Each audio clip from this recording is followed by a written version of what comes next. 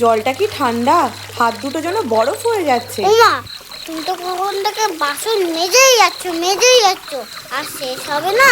তোর পড়া হয়ে গেছে? ওমা শোনো, আমি এবার থেকে পড়াশোনা করবো না, আমি তোমার হাতে হাতে কাজ করে দেবো। তুই পড়াশোনা না করে এই সব কাজ করলে বড় হতে পারবি তো?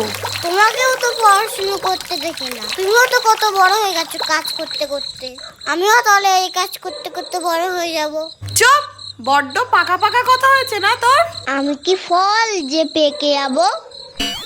ওমা, তোমার তো কষ্ট হচ্ছে, সরো আমি বাসনটা মেজে দিই। না না, এই জল খুব ঠান্ডা, হাত দিলেই তোর ঠান্ডা লেগে যাবে। ঠান্ডা? ওসব ঠান্ডা ফান্ডা কিছু ছুতে বলবে না। আমি আর কিছু বলবো না তো, তুই যা পারিস কর। ও মামা, হাত মোজাটা কি পরে ধোবো নাকি খুলতে হবে? হাত মোজা পরে কি কেউ বাসন ধোয়? তাহলে খুলেই ফেলি।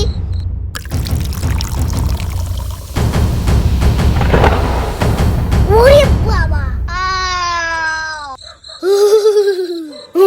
মা, এই কি ঠান্ডা! এই ভাই, কি হলো? দেখবি কি হলো? এবার বুঝতে পারছিস তো? কি ঠান্ডা! তুই একটু মার কাজ করে দিতে পারিস না, শুধু ফোন দেখিস। হলো তো, বাসন মাজার শখ মিটেছে তো?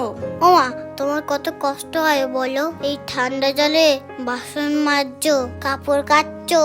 না রে বাবা, আমার কোনো কষ্ট হয় না। তোরা শুধু ভালো করে পড়াশোনা কর, এতেই আমি শান্তি পাবো। এই পড়াশুনো দেখছি তো পিছনই ছাড়বে না, আবার সে পড়াশুনো করতে হবে, দুধ ভাল লাগে না।